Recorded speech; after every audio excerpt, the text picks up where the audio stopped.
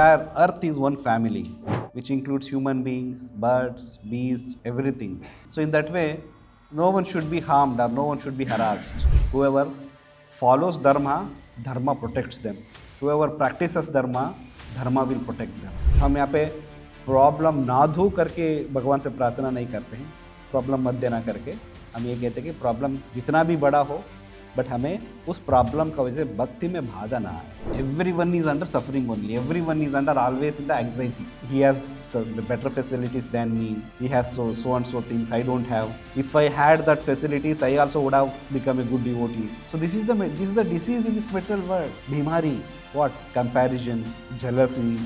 So one has to become free. Otherwise, even after coming to KC, we may not actually become devotee. Even if someone is willing, someone has taken an oath to disturb you cannot disturb, because the Lord is the protector. Aho, oh, custom, what terrible sufferings. Aho, oh, anyayam, what terrible injustice. Yet, because Yoyam, all of you good souls, Dharmanandana,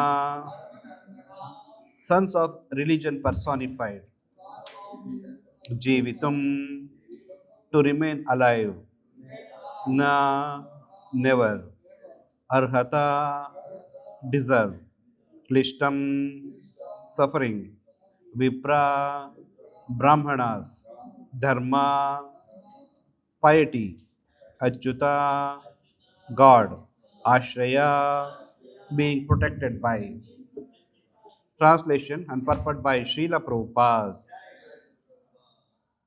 Translation: Bhishmadeva said, "Oh, what terrible sufferings and what terrible injustices you good souls suffer for being the sons of religion personified. You did not deserve to remain alive under those tribulations, but you were protected by the Brahmanas, God, and religion." Please repeat. Bhishmadeva said, "Oh, what terrible sufferings and what terrible injustices you good souls suffer for being the sons of religion personified. You did not deserve to remain alive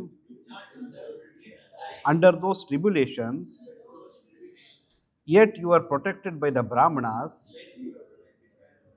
God, and religion." Purport. Maharaj Yudhishthir was disturbed due to the great massacre in the battle of Kurukshetra. Bhishmadeva could understand this, and therefore he spoke first of the terrible sufferings of Maharaj Yudhishthira. He was put into difficulty by injustice only, and the battle of Kurukshetra was fought just to counteract this injustice. Therefore, he should not regret the great massacre. He wanted to point out particularly that they are always protected by the Brahmanas, the Lord, and the religious principles. As long as they are protected by these three important items, there was no cause of disappointment. Thus, Bhishmadeva encouraged Maharaj Yudhishthira to dissipate his despondency.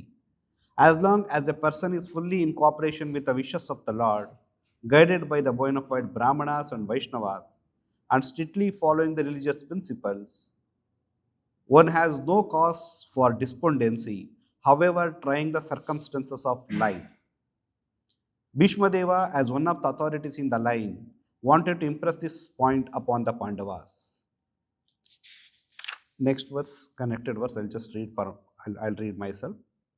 Samsite tirate pando vrutha bhala prajavado yusmat krite bahun kleshan prapta tokavati muhu. Translation. As far as my daughter-in-law Kunti is concerned, upon great General Pandu's death, she became a widow with many children, and therefore she suffered greatly. And when you are grown up, she suffered a great deal also because of your actions. Purport. The sufferings of Kunti Devi are doubly doubly lamented. She suffered greatly because of early widowhood and to get her minor children brought up in the royal family. And when her children were grown up, she continued to suffer because of her son's actions. So her sufferings continued. This means that she was destined to suffer by providence, and this one has to tolerate without, and this one has to tolerate without being disturbed. That's the Bhakti Vedanta purpose. Om Jnanatimirandasya Jnananjanashalakaya Chakshurunmilitam Yena Tasmai Shri Gurave Namaha Nama Om Vishnu Padaya Krishna Preshtaya Bhutale Srimate Bhakti Vedanta Swamin Niti Namine Namaste Saraswate Deve Gauravani Pracharine Nirvishesha Shunyavadi Pashatya Deshatarine Shri Krishna Chaitanya Prabhu Nityananda Shri Advaita Gadadhara श्रीवासादि गौरभक्तवृंद Hare Krishna Krishna Krishna Hare Hare Rama Rama Hare Hare. So, as mentioned in the previous chapter, Yudhishthira was lamenting for the massacre or the large scale deaths happened due to war, and he was feeling very guilty that all this happened just to make me a king, just to bring me back to the throne, so that Bhishma Deva could understand, and in a way to solace, or in a way to give a confidence to him, that all these things did not happen just because you wanted to become a king, or not just because of you only. So, in giving confidence to Yudhishthir Maharaj, Bhishma Deva started speaking. So, Bhishma first, he is actually reminding him of the sufferings which they all went through. So, Bhishma is actually mentioning here, Aho kastam maho anyayam. You all went through great difficulties, kastam and anyayam, injustice. Yes, it's a fact. From the childhood, Pandavas went through a great difficulties.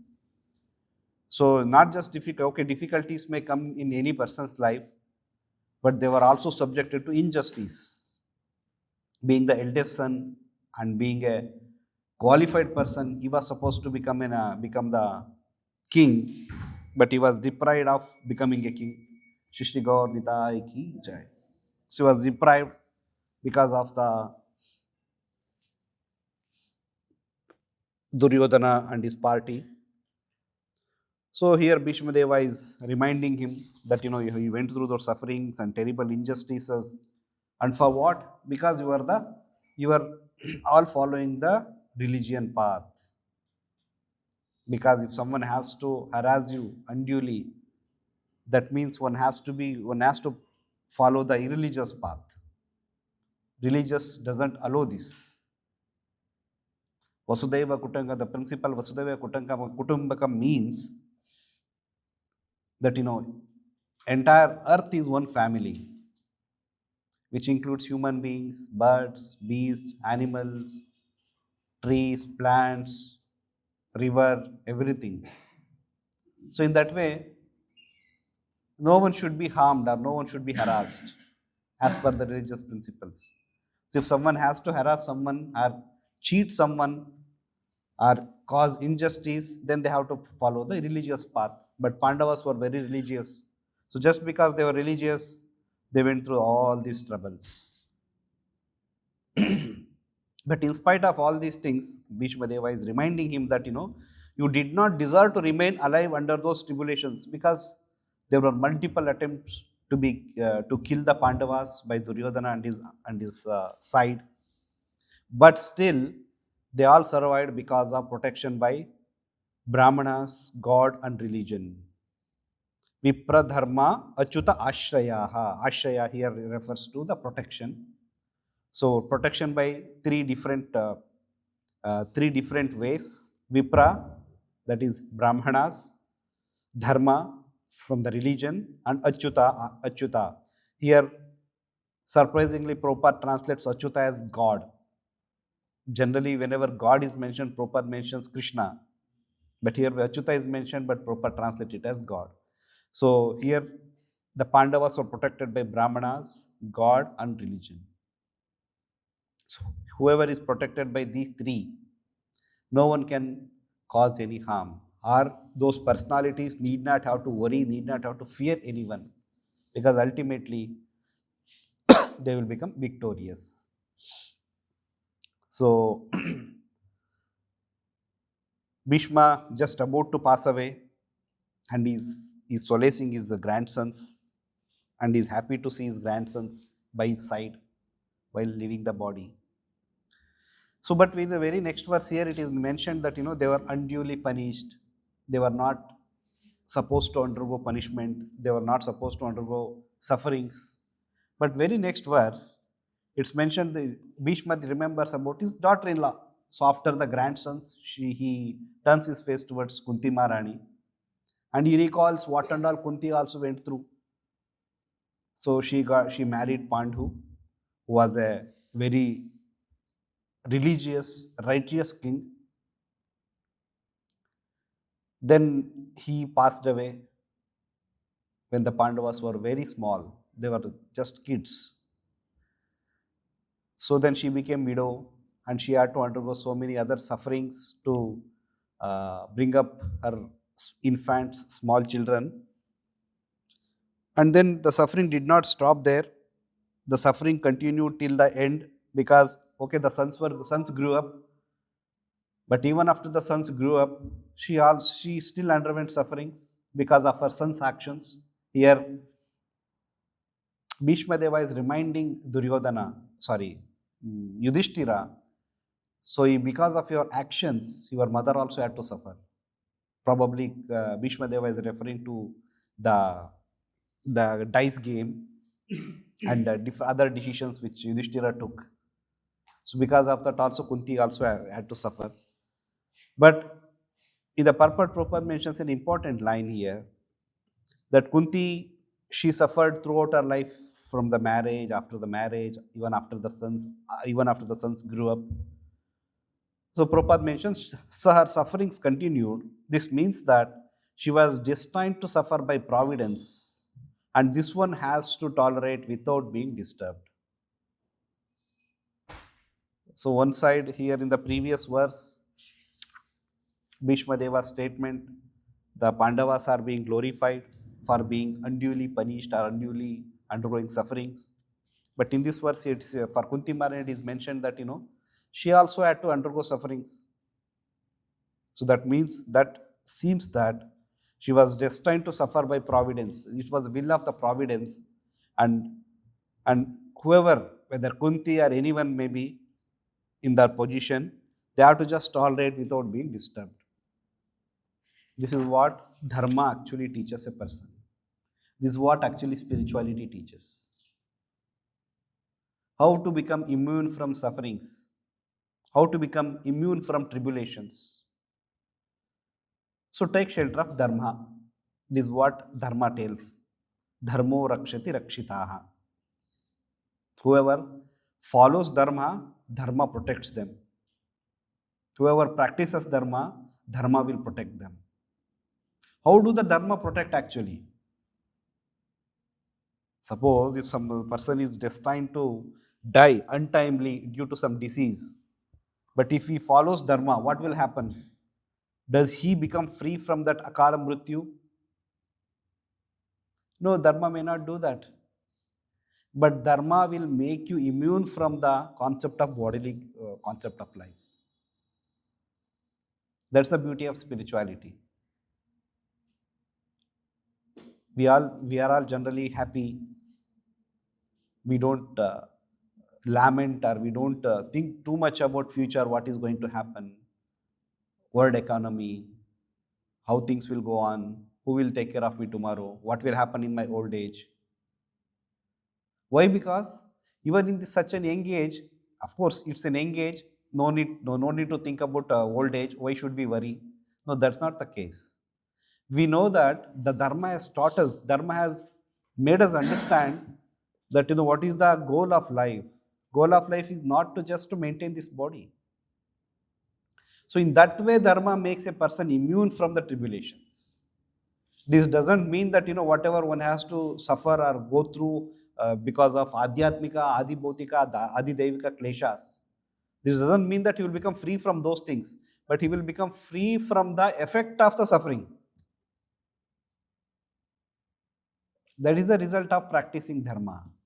Dharmo rakshati rakshitaha. This is the actual statement, meaning of the statement. So sufferings may come, but Kunti Maharani, in spite of all the sufferings, if she was really feeling that, I underwent lot of suffering throughout my life, at least now, sometimes people they ask, no, actually बहुत परेशान हो चुके हम, जिंदगी में बहुत कष्ट झेल लिया, अब तो कम से कम हमें शांति से जीने के लिए वरदान दीजिए. They beg, they request someone, at least let me live peacefully now. That is what materially motivated mentality is. They are always anticipating some peace. They are always anticipating some happiness or free from some distress. But what happens when you come to spirituality? When you come to spirituality, when you practice religion, person will not ask for a reprieve from miseries. He will not ask free from miseries. He will ask more miseries. That's what Kunti Maharani is practically showing to all the devotees, that she is asking vipadashantu ta shashvat tatra tatra jagat guru. Give me more and more vipadas. She is not asking, I am an old lady now, I have suffered a lot, my son has become emperor now, everything is settled. Let me die peacefully. Please allow me, give me some happiness. No, she is asking more distress. Why? Because whether it is happiness or distress, whatever the condition may be, if the Lord is present before us, then everything else becomes immaterial. Just the presence of the Lord. So she has properly understood that principle. That's why she is asking, give miseries, because whenever miseries were there, you protected, you would always protect us, you would always help us, you would always rescue us from that calamity. So give us more and more miseries. So this is what spirituality makes. So person becomes immune from the effect of the distress. Distress is not removed because karmic cycles or karmic reactions are not easy to understand, are not easy to just escape. Karma is such that whatever actions we have done, we have to suffer for the reactions. Even after becoming Krishna conscious, reactions do come, reactions will affect us. But what we have to change is our mentality. If we surrender, so sometimes the Lord as a very affectionate, as a very merciful, He may reduce the intensity of suffering. Suppose you had to suffer for 1 week. So the 1 week due to some disease. So if the Lord becomes merciful, out of compassion, He may bring it down to some few hours, 2-3 hours. But suffering will be there. Suffering has to be there. That's why whenever we pray to Krishna, generally any materialistic person, when he comes in front of the Lord, what he will ask? He will have some priority list. So, Lord, this is the problem, please remove this problem, please give this, money is not there, happiness is not there, health is not good, please recover my health. Like that, so many list will be there. But whereas when a devotee goes in front of the Lord, ideally what we should pray? Of course, the first and foremost is what our acharyas have prayed. There is a reason we just repeat the acharya's prayers. Even if someone has to make a custom prayers, his own prayers, it has to be in line with acharyas, praying to the Lord that, Lord, I'm an insignificant soul, fallen soul, have done lot of sinful activities. So please protect me and please grant me or please allow me to stay in devotional service. Please give me sufficient strength to practice devotional service in the midst of however big a calamity may be. हम यहाँ पे problem ना धो करके भगवान से प्रार्थना नहीं करते हैं, प्रॉब्लम मत देना करके हम ये कहते हैं कि प्रॉब्लम जितना भी हो, जितना भी बड़ा हो, बट हमें उस प्रॉब्लम का वजह से भक्ति में बाधा ना आए. Let me practice devotional service in whatever the condition it may be. So that's why Prabhupada, in this purport, Prabhupada mentions, yes, looks so her sufferings continued even after the sons grew up. This means that she was destined to suffer by providence, and this one has to tolerate without being disturbed. This is the meaning of dhira. Dhira means what? What is the definition given in the Bhagavad Gita? Dhira means मात्रा स्पर्शास्तु कौंतेय शीतोष्ण सुख दुःखद आगम अपायनो अनित्य स्ताम तितिक्षस्व Bharat. One has to become tolerant. देहिनोस्मिन् यथा देहे कौमारं यौवनं जरा तथा देहांतर प्राप्ति धीरस्तत्र न मुह्यति. So dhira means he will not become disturbed. So disturbed means, okay Prabhu, actually last 1 year or so I have never become disturbed because there were no problems in my life at all. So dhira is not that, I'm happy, there are no problems in my life. Dhira actually means one who doesn't become disturbed even in the midst of calamities, even in the midst of problems. That is the actual meaning of dhira. So problems will be there. Material world, no one can say कि प्रभु जी एक साल से कोई परेशानी नहीं है. Everyone, starting from Yastvindra Gopam. Indra Gopa is a small insect, very small insect in this material world. From Indra Gopa to Indra, everyone is under suffering only. Everyone is under always in the anxiety. So no one can say I'm happy. Indra, actually, the more you become powerful, the more you become strong, more the anxieties, more distress, more suffering. So Indra is the most anxiety person. He's always in anxiety. Who will come and dethrone me? Who will take up this post of Indra? If any saintly person or any Rakshasa starts performing severe tapasya, Indra becomes unsettled. He starts thinking, how can I disturb him from his tapasya? So like that, sufferings are the only common. So, but one has to become dhira, one has to become tolerant. That is the way one can live happily in Krishna consciousness. Sometimes even after we become devotees, we always start comparing. He has better facilities than me. He has so and so things I don't have. If I had that facilities, I also would have become a good devotee. So this is the disease in this material world. Bhimari. What? Comparison, jealousy. So one has to become free. Otherwise, even after coming to KC, we may not actually become devotees. So, but what if, oh Prabhu, in that means that I should just keep quiet, I should not demand anything, I should not compare with anyone. Then what will happen? How I'll get? Unless I ask someone, unless I demand, how will I get? Whatever you are destined to get, the Lord will automatically provide.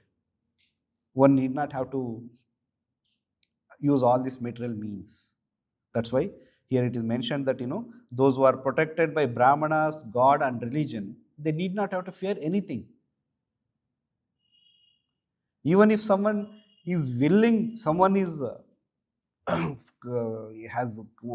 taken an oath to disturb you, he cannot disturb because the Lord is the protector. Ultimately, if the Lord decides to protect someone, who can harm him? So that means then whatever Pandavas or Kunti Maharani went through, what was that then? Maybe that they were destined to go through that suffering. Or another way of understanding is they have actually become they are taking that role just to teach the whole world.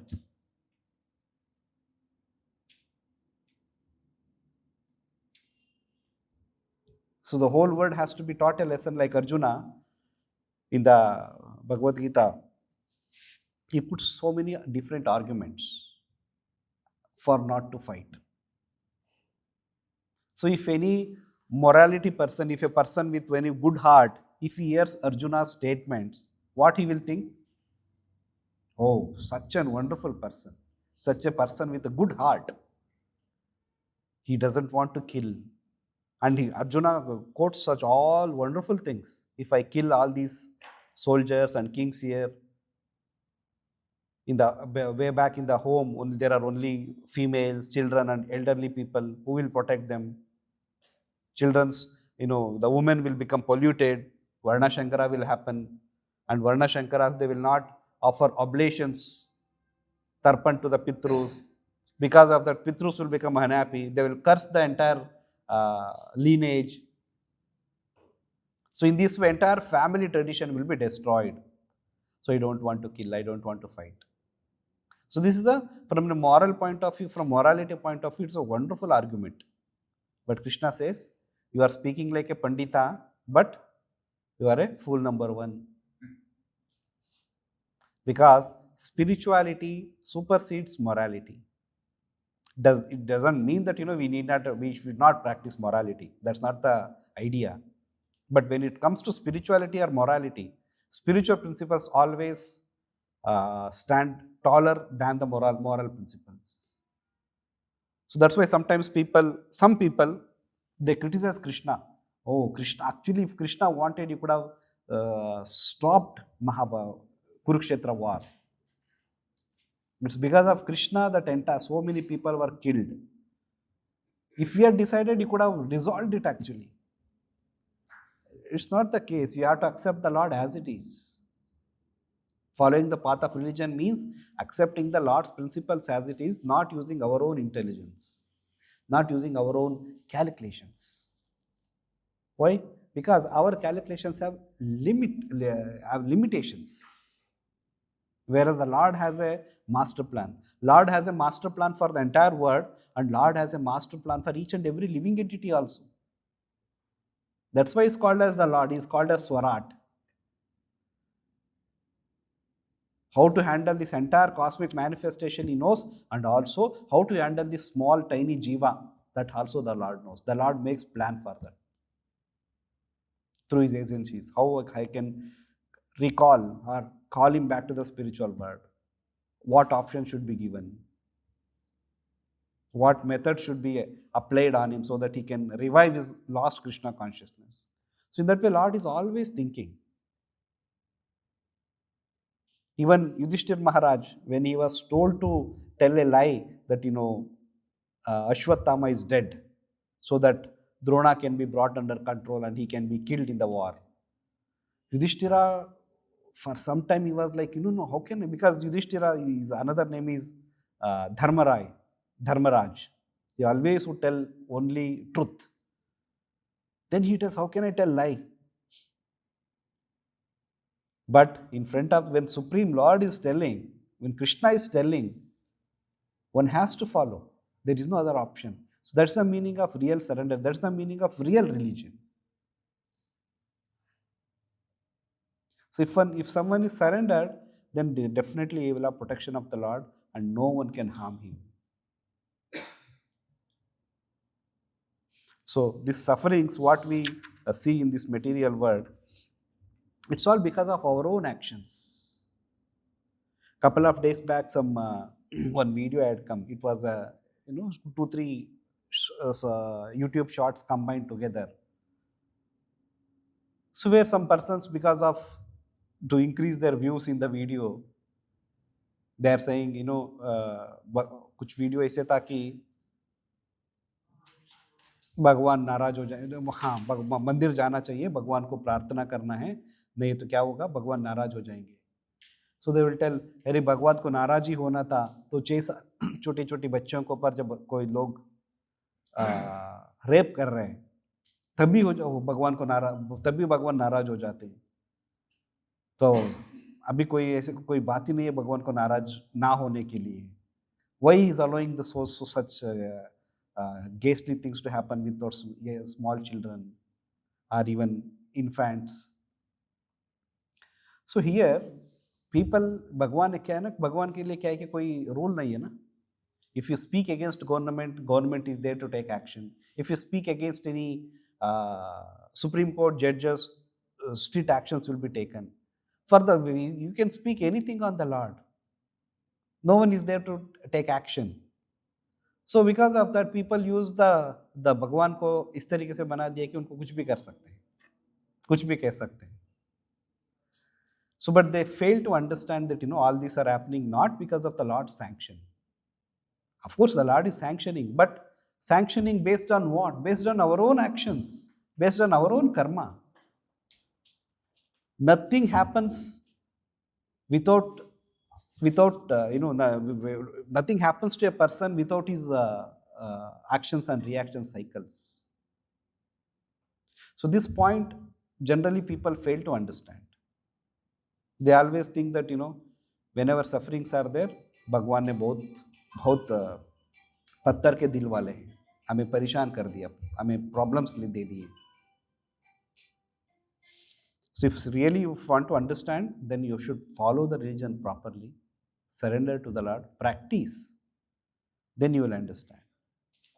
So now when someone, if they read, even say like Srimad Bhagavatam, these verses, Pandavas are being glorified for their for the sufferings which they underwent, and for Kunti it is said that she was destined to suffer. So how these things actually happen, whether we are destined to suffer or not, why sufferings are coming, these are all very difficult subject matter to understand. Like when Yamaraj was cursed to become a Shudra by a sage. So the reason was that in his childhood he had killed an ant. So because of that he was given a punishment. In the similar way, he should be killed here. So the saintly person becomes so angry that you are punishing me for the act which I did in my childhood unknowingly, unintentionally. You are punishing me for that. So then he counter curses Yamaraj to become a Shudra. You are not eligible to be a Yamaraj. You become a Shudra. So here, who is right, who is wrong? Yamaraj is doing his duty, but he was cursed. There are so many different reasons for that. Yamaraj in the form of Vidura had to come to this material world, preach the religious principles. Just like we have Chanakya Niti in the modern history, similarly Vidura Niti in the olden history is also very equally popular. Religious principles or religious codes enacted are as explained by Vidura. So he had to come here. So how do these things, whether Vidura was right, Yamaraj was right, or that sage was right, these are all very difficult to understand from our limited understanding. That's why Kali Yuga, things are very, very, very simplified, because first of all we have our limited intelligence, our knowledge is limited, we cannot understand the complex subject matters. It is said that in the Vedic era, when a student goes to Gurukul, how you take notes? Tablet, mobile phone, voice notes. How you take notes? Pen, paper. Pen, paper and all is very recent in the recorded history. It was invented. How do they actually remember? Pencil, but paper was not there. Where do they write? There was nothing to write.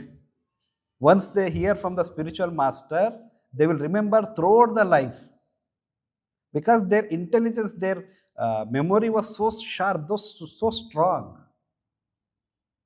So just from this example, we can understand how insignificant, how limited, and how tiny we are in this material world. That's why it is said Kali Yuga means Mandha Sumanda Matayo Mandabhagyahi Upadrutha. So we cannot understand. So what the religious codes, the religious principles which were set during that Vedic era, if we want to understand at this point of time, it becomes difficult. Sometimes when heavy applications are run on a computer, if the computer capacity RAM is not sufficient, it gets crash हो जाएगा या stuck हो जाएगा. It get crashed. Similarly, if we try to run those applications which are of Vedic era in our memory, it will crash. That's why we become confused. What to do? That's how people take the Lord's name and they can quote anything and everything. It's like completely incompatible. So we have to, that's why we cannot understand. It's very, very difficult. So the Shastras, Supreme Lord Himself, Acharyas, they have given a simple solution that, chant Hare Krishna mantra, do Harinam. That's the only thing that's the easiest thing which we can do. And by chanting Hare Krishna mantra, what are we going to get? We are going to get whatever a person would get in the Satya Yuga. Same result, same destination we are going to get by chanting Hare Krishna mantra. So that's the simplest, easiest method which Shastras have recommended. Because these are very complicated. Why one was supposed to be destined to suffer? Like in another story in the Srimad Bhagavatam, a king was very charitably disposed. So he gave thousands of cows to Brahmanas. He had given to one particular Brahmana. By mistake, one of the cow from that herd escaped and came back to the king's Goshala, king's cow shed. And then when he was giving another set of cows to another Brahmana, so both of them started quarreling that this particular cow is donated to me in the first. Now this Brahmana is no, it is given to me now. They started quarreling. Because of that, the king he was cursed to become a lizard. And what was his wrong? what mistake did he do? His intention was to give charity to the Brahmanas. It was unintentional. It was a cow's mistake which he escaped and came back to the Goshala back. But religious principles are like this. Why it is like this? Maybe the king had some past history where he had done some mistake. Because of that he had to suffer. But because even though he became a lizard, what happened? He got an opportunity to be touched by the Supreme Personality of Godhead. So, punishment doesn't come alone. Punishment always comes with some reward. So what is that? Whether the sons of Kubera, Manigriva and Nalakuvara, when they were punished, when they were cursed to become trees, so but that came with a reward. That is, the Supreme Lord will personally come and deliver you. So in that way, they countered or they underwent the reactions of their sinful activities, and also they got an opportunity to meet the Supreme Personality of Godhead. Similarly, it's tapasya in this world. Any tapasya we do, which will lead to results. But tapasya should be for spiritual gain. Tapasya not for any material gain. Maunurat, I will not speak. Or I will not eat. Many times politicians, they'll sit for 24 hours fasting or 24 hours Maunrat, they will not speak. Of course, they are all for material gains, political gains, but austerity, the austerity in Sattva Guna, as mentioned in the Bhagavad Gita, it should be pleasing, which will give some benefit to the soul. So those kind of austerities only should be performed. So austerity is for spiritual gain. Austerity is for pleasing the Supreme Personality of Godhead. Austerity is for gaining some spiritual potency, not otherwise. Otherwise, we do exercise, we do fasting. If you don't do fasting on festivals, when you fall sick, doctor will tell you to fast. So that's why voluntarily accept tapasya. So voluntarily accepting tapasya, that's the way you become dhira. So voluntarily if you practice, then doctors need not have to tell you to fast. So in that way, here Bhishma Deva is guiding, preaching to his grandsons, especially Yudhishthir Maharaj, that don't feel sorry because you killed so many people. This is how the religious principles are. You killed for what? You killed for religion.